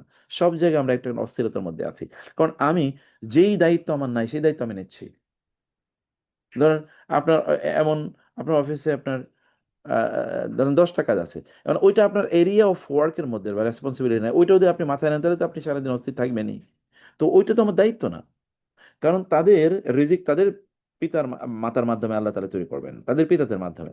তো আমি তো তার বাবা না, আমি তো তার দাদা, অথবা আমি তার নানা, তাহলে আমি তার জন্য কেন চিন্তা করছি? এবং এই কারণে আমাদের অস্থিরতা তৈরি হয়েছে। তাহলে কি করতে হবে? হ্যাঁ, আমাদের সন্তানদের পর্যন্ত তৈরি করে দেয়া, তাদেরকে ভালো মানুষ বানানো, অথবা তারা যেন কমফোর্টেবলি থাকতে পারে, যেন তাদেরকে আমার অনুপস্থিতি তাদের যেন মানুষের কাছে হাত পাততে না হয়, এটুকু করে দেওয়া আমার দায়িত্ব।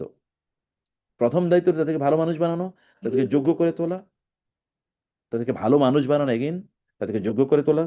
1 নম্বরে তাদেরকে ভালো মানুষ বানানো, 2 নম্বরে তাদেরকে যোগ্য করে তোলা, দুনিয়ার মালিক হওয়ার মতো যোগ্য করে তোলা। কিন্তু তার আগে ভালো মানুষ হওয়া লাগবে। কারণ দুনিয়ার মালিক হলে তাহলে সে ট্রাম্পের মতো অন্যের দেশ দখল করবে। তাইলে দুনিয়ার মালিক তাকে ভালো মানুষ হয়ে তারপরে হতে হবে, তাহলে সে দুনিয়াটাকে সে তার ভোগের সামগ্রী বানাবে না, সেইটাকে অন্যদের কাজ করার জন্য বা মানবতার কল্যাণের জন্য লাগাবে। আর 2 নম্বর হচ্ছে এরপরে সে ভালো মানুষ হবে। এটুকু করার পর এরপরে ঠিক আছে, যদি কোনো ক্রাইসিস হয় তাহলে সে যেন চলতে পারে, এটা করে দেয়া তার জন্য। কিন্তু তারপরে তো দায়িত্ব আমার না, এরপরে দায়িত্ব তো ওরাই তো তাদের জেনারেশনের, পরবর্তী জেনারেশনের জন্য করবে। তাহলে আমার তখন আমার নিজকে নিয়ে আমার কাজ করতে হবে। যেমন আমি আমার আখেরাতে কি, আমি মারা গেলে এরপরে কি হবে? এই দুনিয়া নাইলে আমি তৈরি করলাম, অন্যদের জন্য আমি কাজ করলাম, তাহলে আমার জন্য কারা কাজ করবে? ওরা তো কাজ করবে না আমার জন্য, কারণ আমরা তো তাদেরকে ভালো মানুষ বানাইতে পারি নাই। অথবা তাদের অন্তরে আমরা তৈরি করে দিচ্ছি যে তারাও, তখন তারাও চিন্তা করবে তাদের নাতিপুতিদের জন্য। তাহলে আপনিও ওদের জন্য করছেন, ওরাও ওদের জন্য করছেন, তাহলে দুনিয়া নিয়ে নিয়ে তো আমাদের সকল চিন্তা। এটার মধ্যে তো আমরা সব ঢুকেই যাচ্ছি, এখান থেকে তো আমরা বেরোতে পারছি না, এই বৃত্ত থেকে। এই বৃত্ত থেকে তো আমাদের বের হওয়ার কথা ছিল, তাই না? তাইলে কি হচ্ছে, সম্পদের প্রবাহ ঘটতো, তাহলে সোশ্যাল গুড, সামাজিকভাবে তখন সামগ্রিকভাবে আমরা ডেভেলপ করতাম, উন্নয়ন আমরা আমাদের হতো। এই যেটা আমাদের তখন পরিতৃপ্তি তৈরি হতো। মানুষের পরিতৃপ্তি তৈরি হওয়ার কারণ কি? কারণ তার মধ্যে হিডেন লোভ কাজ করে। সদবা বুঝে না, কিন্তু ওই যে না আমাকে এটা করতে হবে, আমাকে ওইটা করতে হবে, আমাকে ওইটা করতে হবে, তখন তার মধ্যে হিডেন লোভ কাজ করে, তখন তার অস্থির থাকে। সেখানে আল্লাহ সুবহানাহু ওয়া তাআলা বলেছেন যে লাআল্লাকুম তুফলিহুন, যে তোমরা তাহলে সফলতা কোত্থেকে আসে? সফলতা কিন্তু তাকওয়া থেকে আসে। কারণ আমরা যদি আল্লাহর সাথে সম্পর্ক বাড়াইতে পারি, তখন তিনি দায়িত্ব নেবেন, কারণ তিনি তো আমার বন্ধু, অতএব তিনি আমার দায়িত্ব নেবেন। তিনি সিদ্ধান্ত নেবেন তার বন্ধুকে তিনি বিপদে ফেলবেন কিনা, তার বন্ধুর সমস্যা তৈরি হবে কিনা। তা তো হবে না, কারণ তখন তো বন্ধুর প্রেস্টিজ রক্ষা করা তারই প্রেস্টিজের ইস্যু, তার সাথে রিলেশনটাই লেভেলে নিয়ে যাওয়া। ইন্নাল্লাযিনা কাফারু, এবং দেখেন এরপরে দেখেন যেই, এই যে এখানে এতক্ষণ যে কথাটা বললাম, পরের আয়াতে দেখেন ইন্নাল্লাযিনা কাফারু, নিশ্চয় যারা কুফরি করেছে। লাউ যদি আন্না, নিশ্চয়ই, লাহম তাদের মালিকানায় থাকে, মা যা কিছু, ফি মধ্যে আল আরদি জমিনে, জামিয়া দেখেন, মা যা কিছু সব, আবার জামিয়া মানে সব, দুনিয়া যা আছে সব যদি তারা তাদের মালিকানায় থাকে, ওয়ামিসলাহু মাহু, তা না, বরং তার টু টাইমস, মিসলাহু অনুরূপ, মাহু ওই দুনিয়া এখন যত সম্পদ আছে, সব সম্পদ, এবং এত পরিমাণ আরো সম্পদ তাদের জন্য প্রিজার্ভ করতে কথা আছে।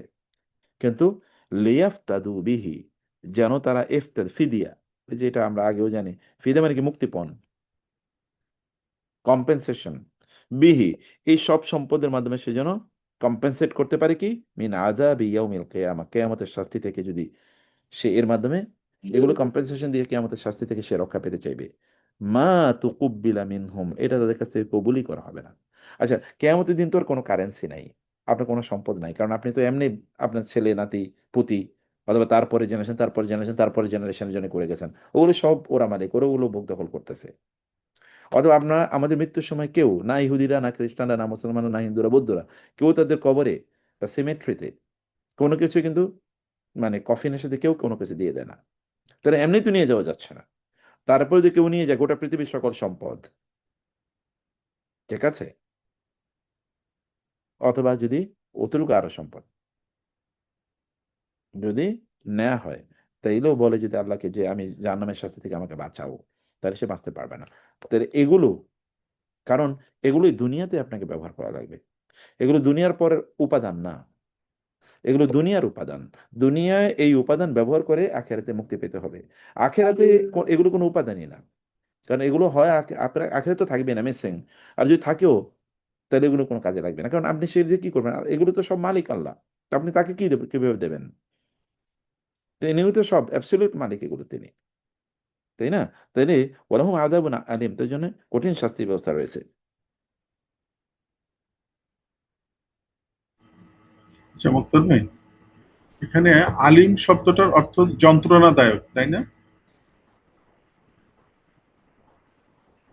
জি ভাই, আলিম মানে যন্ত্রণা দেয়, আমরা অনেক আগেও এটা এখন নিয়ে যে কথা বলছি। অনেকের নাম রাখে আব্দুল আলিম, না এটা না, কি? এটা এটা এটা হলো, দেখেন এটা হলো আলিম, আর জি, আলিম, আব্দুল আলিম, আল্লাহর এটা গুণবাচক আইন, হলো এলেম, এলেম এলেম আইন, থেকে। এটা আইন দিয়ে নাকি বানানো? হ্যাঁ, আচ্ছা, আলিম। ওই আলিম অর্থ কি?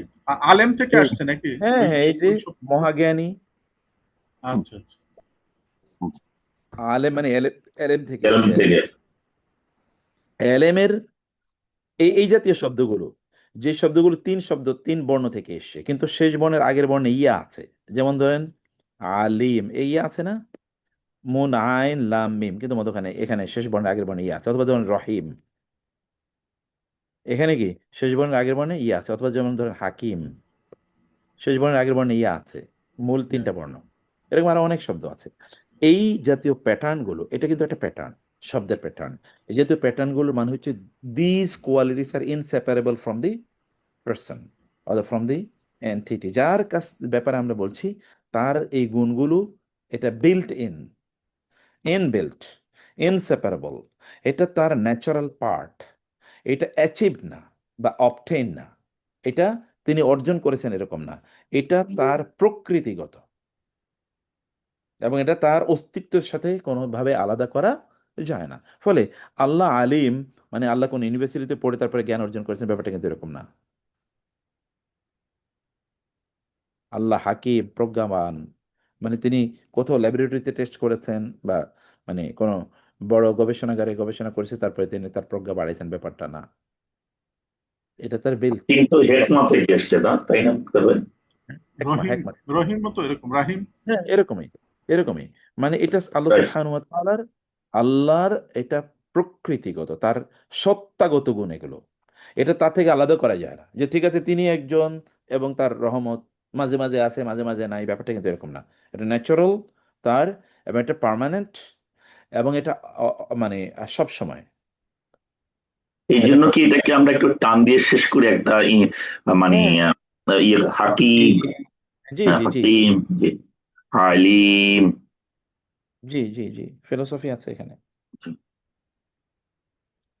তাই না? মুক্তার ভাই তাহলে তাই একটা জন্য প্রশ্ন, মুক্তার ভাই একটা প্রশ্ন। right, এই আল্লাহ জি তাআলার যে সকল নামগুলি আছে এর মধ্যে মানে কোথাও আমি শুনেছিলাম যে অবভিয়াসলি যেটা আপনি বললেন যে এটা ওনার সাথে একেবারে অবিচ্ছেদ্য, জি অবভিয়াসলি ওই নামগুলির মানুষ যখন রাখে আমরা তার আগে আব্দুল বা আব্দুর যেটাই প্রযোজ্য এরকম বলি যে তার স্লেভ, আল্লাহর স্লেভ সেই হিসাবে। জি কিন্তু জি দেয়ার আর অলসো আল্লাহর গুণবাচক জিনিস, যেটা কি এমন কোনো কিছু আছে যেগুলি সাধারণভাবে মানুষ তার নাম রাখতে পারে উইদাউট অ্যাডিং দ্যাট? পারে পারে পারে কিছু কিছু গুণবাচক নাম আল্লাহ তাআলার আছে যেগুলো শেয়ার্ড, সেগুলো আল্লাহর নামও, আবার সেগুলো কি মানুষ তাদের নাম রাখতে পারে, এরকম কিছু আছে। যেমন ধরুন রাসূল ইসলামকে ব্যাপারে আল্লাহ তাআলা কি বলেছেন, রাউফুর রহিম, বিল মুমিনিনা রাউফুর রহিম। রাসূল ইসলামকে আল্লাহ তাআলা বলেছেন, আল্লাহর নামও কিন্তু রাউফুর রহিম, আবার রাসূলকেও তিনি বলেছেন রাউফুর রহিম। এরকম কিছু গুণবাচক নাম আছে যেটি আল্লাহর জন্য প্রযোজ্য, আল্লাহর সৃষ্টির জন্য প্রযোজ্য। কারণ কি? বাহ। হ্যাঁ, বিভিন্ন জায়গায় এরকম আরো কিছু নাম আছে। আমি সেই আলোচনায় লম্বা না যাই। কারণ হচ্ছে ১ নম্বর হচ্ছে যে আল্লাহর এই গুণবাচক নামগুলো, এগুলো আল্লাহর সত্তাগত এবং আল্লাহর গুণগত নাম। এবং এগুলো আমাদেরকে আল্লাহ কেন জানাচ্ছেন? যেন ওই গুণগুলো আমাদের নিজেদের মধ্যে আমরা তৈরি করি। যেমন আল্লাহ রহিম, তিনি রাখে,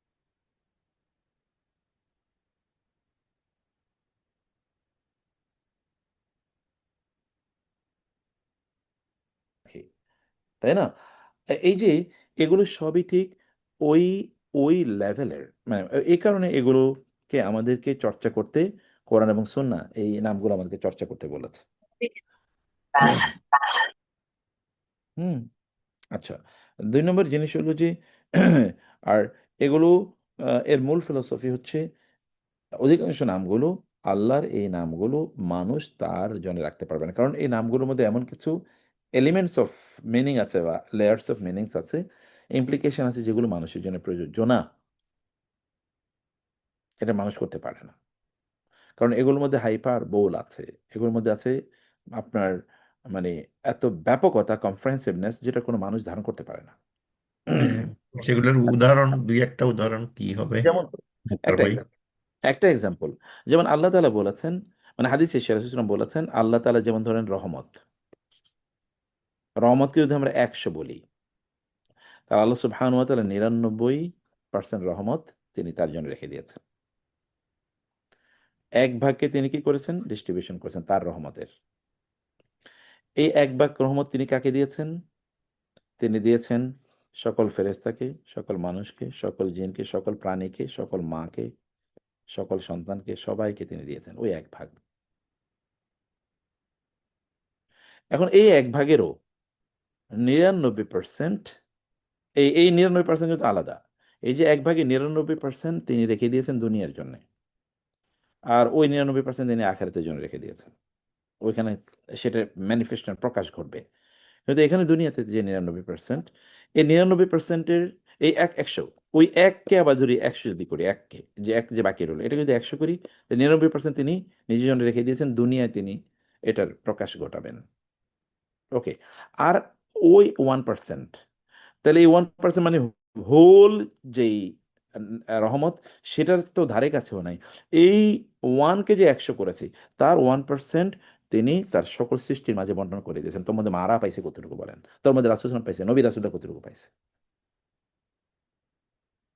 এখন তাহলে আল্লাহর রহমতের কম্প্রিহেন্সিভনেস কতটুকু, আর আমাদের রহমতের কম্প্রিহেন্সিভনেস কতটুকু?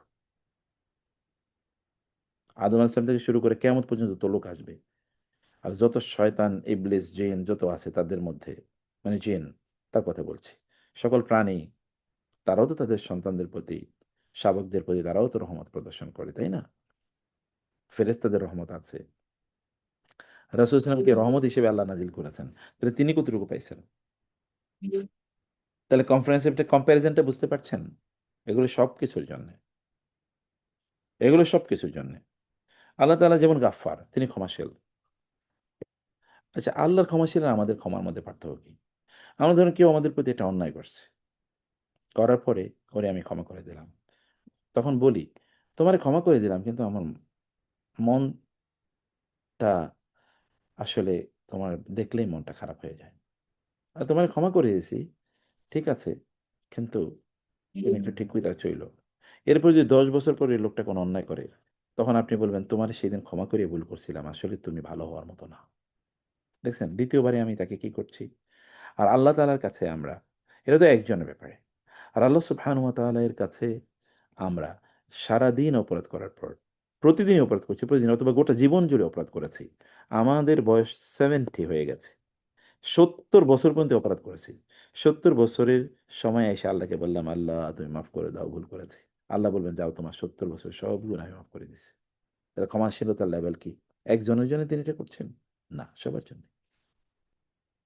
এই যে কম্প্যারিজনটা, আল্লাহর সাথে কোনো কিছু কম্পেয়ার, ওয়ালাম ইয়াকুল্লাহু কুফুয়ান আহাদ, কেউ, nothing is comparable to him. তারপরেও যদি আমরা বলি, একটা বলার জন্য বললাম আর কি, এবং আল্লাহ ক্ষমা করে দিন, কারণ ওয়ালিল্লাহিল মাসালুল আলা, সর্বশ্রেষ্ঠ উদাহরণ আল্লাহর জন্যই প্রযোজ্য। আর আমাদের যেই মানে লিমিটেশন অফ আওয়ার নলেজ, সেখানে আল্লাহর ব্যাপারে কোনো কথা বলতে গেলেও, এরকম কম্প্যারিজন দিতে গেলে সেটা ভুল হয়ে যাবে। বুঝতে পারছেন না ভাই? জি, থ্যাংক ইউ। জাযাকাল্লাহ খায়ের। ওকে। তারপরের আয়াতটিতে একটা আয়াত মনে হয় পড়তে পারবো আমি, অবশ্যই এখানে একটু একটা একটা প্রোগ্রামে যাব এখন। ইউরিদুনা, তারা চাইবে, আন ইয়াখরুজু, যে তারা বের হবে মিনান নার, জাহান্নাম থেকে। তাহলে সফলতার অবস্থাটা দেখেন, আল্লাহ বলেছেন সফলতা, সফলতা কি? তাকওয়া হলো সফলতা। আচ্ছা, আমরা যদি ধরেন জাহান্নামের আগুন থেকে না বাঁচতে পারি, তাহলে সফলতা মানে কি? কে তখন আমার পক্ষে দাঁড়াবে কিয়ামতের দিন? এখনই তো দুনিয়াতে আমাদের বাচ্চারাই তো আমাদের পক্ষে দাঁড়ায় না, কারণ ওরা বিভিন্ন কাজে ব্যস্ত, বিপদে পড়লে ওদেরকে খুঁজে পায় না। কত মানুষ মারা গেছে, তার সন্তানরা পর্যন্ত মানে জানাজায় অংশগ্রহণ করতে আসতে পারে নাই ব্যস্ততার কারণে। আমাদের অনেকের জীবনে এরকম ঘটছে, বা আমার খবর নিতে পারি না, এত ব্যস্ত, 1 মাসে একবার ফোন দিতে পারি না। তাহলে কে বাবা মার চেয়ে তো আর বেশি কাছের কেউ না, সন্তানরাও বাবা মার মতো না। আমরা আমাদের সন্তানদেরকে যেমন ফিল করি, আমাদের সন্তানদেরকে আমাদেরকে এরকম ফিল করে নাকি? নেভার, এটা হয় না। সৃষ্টিটাই এরকম না, সিস্টেমটা এরকম না, সিস্টেমটা হলো ডিফারেন্ট। ওরা আবার ওদের সন্তানকে এরকম ফিল করবে, সিস্টেমটা এরকম, নাহলে সমাজই টিকতো না। তো এখন এরা তো আমাদের পক্ষে কেউ নাই। তাহলে আমি আসলে সফলতা কোথায় গিয়ে আমার সফলতা আটকাইছে? যদি জাহান্নাম থেকে না বাঁচাতে পারি, ইউরিদুনা, তারা তো জাহান্নামে যাবে, সেখান থেকে তারা বেরোতে চাইবে। এখন তারা বলবে, ওই যে সারা পৃথিবী দিয়ে দিতে চাইবে। এবং কোরআনে তো বহু জায়গায় আছে যে তারা পর্যন্ত আল্লাহকে বলবে, আল্লাহ আমাদের সন্তান, স্ত্রী, স্বামী, বাবা মা সবাই জাহান্নামে নাও, তারপর আমারে বাঁচাও।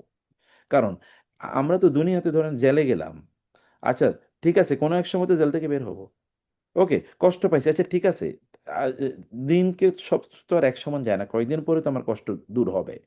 এরকম একটা প্রত্যাশা আছে। কিন্তু জাহান্নাম থেকে কি এরকম কোনো প্রত্যাশা আছে? সেটা কত বছর পরে বাইরে হবো জাহান্নাম থেকে? আবাদান আবাদ। আচ্ছা, এটা আবাদান আবাদ মানে কি? কত বছর? ১,০০০, ১০,০০০, ১,০০,০০,০০০ বছর? এর কোনো শেষ আছে? নো। তাহলে মানুষের হতাশার লেভেলটা কোন পর্যায়ের? এখানে আমাদের হতাশা আছে, কিন্তু একটা সার্টেন লেভেল পর্যন্ত একটা প্রত্যাশা আছে যে বাঁচবনি, আচ্ছা বের হবনি। কিন্তু ওখানে তো এরকম নাই। তারা সেখান থেকে বের হতে চাইবে। কোরআনে বহু জায়গায় এই কথাগুলো আছে। অতএব কথাগুলো আমাদেরকে হৃদয় দিয়ে অনুভব করা দরকার। কেবল ওই যে কেবল পাসিং ইনফরমেশন এই জায়গায় পর্যন্ত সীমাবদ্ধ না থাকি। আর আল্লাহ বলছেন ওয়ামা হোম, আর তারা না মোটেই খারিজিনা, বের হবে মিনহা, ওই জাহান্নাম থেকে মোটেই তারা বের হবে না। এবং এটা কিন্তু এসএম নাউন, নাউন হচ্ছে পার্মানেন্স। এটা কোনোদিন they will never come out of the hell fire, কখনোই না, কখনোই। It will never happen. Never মানি নেভার। নেভার মানে এরকম না যে এটা একটা certain after 100,000 years, after 1 billion years এখান থেকে তারা বের হবে। নো। ওয়ালাহুম আযাবুম মুকিম, দেখেছেন ওইখানে বলছে আযাবুন আলিম। আযাবুন আলিম মানে এমন শাস্তি, যে শাস্তি নিজেই শাস্তি পায়। যেমন আপনি লাঠি দিয়ে কাউকে পিটাইছেন, এমনভাবে পিটাইছেন যে লাঠি ভেঙে টুকরো টুকরো হয়ে গেছে, তবে লাঠিটাও ব্যথা পাইছে। তাহলে কেমন পিটাইছে যে লাঠি টুকরো টুকরো হয়ে গেছে। কাউকে আপনি থাপ্পড় দিয়েছেন এমন জোরে যে আপনার হাত আঙ্গুল ফেটে গেছে, হাত অবশ হয়ে গেছে, মানে কেমন জোর ব্যবহার করেছে তিনি, যে যেটা দিয়ে করেছে ওইটাও ব্যথা পাইছে। এটা হলো আযাবুন আলিম। যেটা দিয়ে শাস্তি দেব ও নিজেই চিৎকার করবে যে আমি, মানে এত ভয়াবহ। আর এখানে আল্লাহ বলছেন ওয়ালাহুম, এবং লাহুম মানে কিন্তু লাম, লা যেহেতু আগে এসছে, লাহুম এটা পরে আসার কথা ছিল, ফর দ্যাম। আমরা তো বলি না ফর দ্যাম, আমরা বলি যে দিস ইজ ফর দ্যাম। কিন্তু যখনই বলি ফর দ্যাম ইজ, তখন আমরা আগে নিয়ে এসেছি, তার মানে এর মধ্যে একটা এমফেসিস আছে যে তাদের জন্য রয়েছে কি আযাবুন শাস্তি, মুকিম। মুকিম মানে কি আমরা বলি, মুকিম মানে পার্মানেন্ট, তাই না? যে আমরা মুকিম মুসাফির, মুসাফির মানে সে এখানে কিছু সময়ের জন্য এসে, আর মুকিম মানে সে এখানকার স্থায়ী বাসিন্দা। অতএব মুকিম, তার জন্য এরকম পার্মানেন্ট শাস্তি আছে। এটা কোনোদিন এই শাস্তি লাঘব হবে না, বরং শাস্তি এভরিডে উইল ইনক্রিজ। আপনি জানেন তো জাহান্নামের শাস্তি কিন্তু কমবে না, এবং একই লেভেলে থাকবে না, প্রতিদিন বাড়বে শাস্তি। যেমন জান্নাতে প্রতিদিনই তার নেয়ামত বাড়বে। তাহলে আমরা দুনিয়ার সফলতা মনে করি আমার যদি একটা বাড়ি থাকে, তাহলে জান্নাতে যদি আমার একটা বাড়ি না হয়, তাহলে সফলতাটা কোত্থেকে আসলো? আমরা মনে করি দুনিয়াতে আমার যদি একটা এয়ার কন্ডিশন একটা অফিস থাকে, জান্নাতে যদি আমার এয়ার কন্ডিশন না থাকে, তাহলে আমি কেমনে বাঁচ, তাহলে আমার সফলতাটা কোথায়? আর জান্নাত পাওয়ার জন্য খুব কম কাজ করা লাগে, বেশি না। এই দুনিয়ার জীবন ধরেন 50, 60, 70, 80 বছর অ্যাট বেস্ট। তো তারপরে কি অ্যাট ম্যাক্স? তারপরে কি? তারপরে তো অনন্তকাল। এতটুকু সময়ে আমাদের সকল কাজের কোনো কাজে কিন্তু আল্লাহ কম্প্রোমাইজ করতে পারে না। আমি আগেই বলেছি যে দুনিয়ার মালিক আল্লাহ আমাদেরকে বানিয়েছেন। অতএব আমরা এই কথা কখনোই বলি না যে, মানে দিন কখনোই আমাদেরকে কথা বলে না যে তোমরা ফকিরের মতো করে জীবনযাপন করো। দিন বলছে তুমি তো রাজা, রাজার মতো করে চলো। কিন্তু তোমার জীবনটা যেন কি হয়? বিশুদ্ধ, পবিত্র জীবন যেন হয়। তোমার ফোকাস যেন নষ্ট না হয়ে যায়। রাজার মতো করে তুমি চলো। তুমি পৃথিবীর মালিক হও, তুমি প্রচুর সম্পদের মালিক হও। কিন্তু এটা কেন তুমি হচ্ছ? ইন্টেনশনটা কি? সম্পদের মালিক হওয়া যদি সম্পদের কারণে হয়, তাহলে তো এটা ধ্বংস। সম্পদের মালিক হওয়া এটা একমাত্র গোল না। গোল হচ্ছে অন্য কিছু। আমি সম্পদের মালিক কেন হতে চাই? যেমন আমি গাড়ির মালিক হতে চাই। গাড়ির মালিক হওয়াটা কি গোল? না। গাড়ির মালিক আমি ওই জন্য হতে চাই যে আমি কমফোর্টেবলি আমার জায়গাগুলোতে আমি বিচরণ করতে পারি। গোল তো ওইটা। তাহলে গোলই যদি, রাস্তায় যদি গোল হয়ে যায়, আপনি যাবেন আমেরিকাতে, আপনি দুবাইকে যদি আপনার গোল বানান, যে ওইখানে একটা ট্রানজিট আছে, ঠিক আছে এখানে শুয়ে থাকলাম, তাহলে তো হলো না। তাহলে তো আমি জায়গা মতো পৌঁছলাম না। এটা রং, মানে ইয়ে ফিলসফি। তাহলে আমার গোল হচ্ছে, আমাদের গোল হচ্ছে সম্পদের মালিক হওয়া, মানে হচ্ছে গোল হচ্ছে এই সম্পদ কাজে লাগিয়ে আমি চূড়ান্ত সফলতা অর্জন করব। সেই সফলতায় এটা যেন ব্যারিয়ার না হয়ে যায়, এটাই যেন গোল না হয়ে যায়। তখন এটা বিষ হয়ে যাবে, তখন মানুষ ধ্বংস হবে। যারা এই ফিলসফি বুঝতে পারে না, তারা দুনিয়াও ফকির, আখেরাতেও ফকির হবেই। কারণ যে সম্পদের পেছনে ঘুরে, ইমাম আবু হানিফা রহমাল্লাহর কাছে এক লোক এসে বললেন, হুজুর আপনারে আমি 50,000 টাকা দেবো। বলে কেন? বলে আমি তো ব্যবসা করতেছি, আমার ব্যবসায় যেন একটু আরো বরকত হয়, আপনি একটু দোয়া করে দেন। তখন তিনি বলছেন, মিয়া তুমি তো আমার চেয়ে বড় ফকির, তো তোমার টাকা তুমিই রাখো, তোমার আরো লাগবে, এই জন্য তুমি আমার কাছে দোয়া চাইতেছো, তো তোমার এই টাকা তো তোমার লাগবে, তুমি, তো আমি তো তোমার কাছে টাকা চাই নাই, তো আমি তো ফকির না, ফকির তো তুমি, তোমার লাগবে তুমি আরো নাও। কারণ গোল ওইটা তো হবে না। আবার বলছি গোল কিন্তু ভিন্ন। আমাদের গোল হলো আমরা যেন এগুলো ব্যবহার করে যেন আমরা আমাদের চূড়ান্ত সফলতা অর্জন করতে পারি। তো জাযাকুমুল্লাহ খায়ের, অনেক ধন্যবাদ। আমি আরেকটা যে সেশনে যাব ইনশাআল্লাহ, সেশন মানে হচ্ছে এখানে কিছু হাজি সাহেবদেরকে নিয়ে কিছু ভিজিটে যাবো আর কি ইনশাআল্লাহ। আল্লাহ সবাইকে ভালো রাখুন ইনশাআল্লাহ। নেক্সট ক্লাসেও আমাদের তো আমি অবশ্য নেক্সট ক্লাস মদিনায় থাকবো ইনশাআল্লাহ। তারপরে তো মনে হয় হজের সময় চলে আসবে ইনশাআল্লাহ। মুক্তার ভাই, জাস্ট একটা প্রশ্ন, একটু just as part of the planning, জি, আপনি আলহামদুলিল্লাহ কবে থেকে ক্লাসটা করাবেন না টেম্পোরারি সাসপেন্ড করবেন ডিউ টু হজ, এটা কবে না, হতে পারে? এইটা ওই ঈদের আমি তো এরপরে আবার ঈদের পরে 1-2 দিন পরে ঢাকায় চলে আসবো।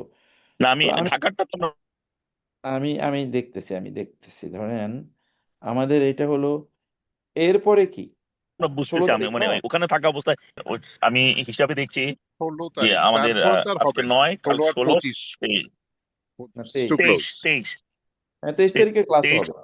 23 তারিখের ক্লাস হবে, শুধু 30 তারিখের ক্লাস আমাদের ঈদের ছুটি থাকবে। আমরা ওকে প্রসেসের ওকে মধ্যে ওকে মানে কোনো ক্লাস মিস জি, হবে না, কোনো ক্লাস মিস হবে না 23 ইনশাআল্লাহ। তারিখ পর্যন্ত আমাদের ক্লাস হবে ইনশাল্লাহ। হুম, 30 তারিখে ক্লাস হবে না, আবার তারপরে ক্লাস হবে। জি অনলি জি class will not have is on 30th সেটা তো ইনশাল্লাহ। ঈদের মতো ইনশাআল্লাহ। জি, জি জি জি জি জি ওকে, ঠিক আছে তাহলে, জাযাকুমুল্লাহ খায়ের। জি, জাযাকাল্লাহ খায়ের। هذا وصلى الله سبحانه وتعالى على نبينا محمد وآله وسلم أجمعين. سبحانك اللهم وبحمدك، أشهد أن لا إله إلا أنت، أستغفرك وأتوب إليك. والسلام عليكم ورحمة الله وبركاته. ওয়ালাইকুম আসসালাম ওয়া রাহমাতুল্লাহি ওয়া বারাকাতুহু। اللهم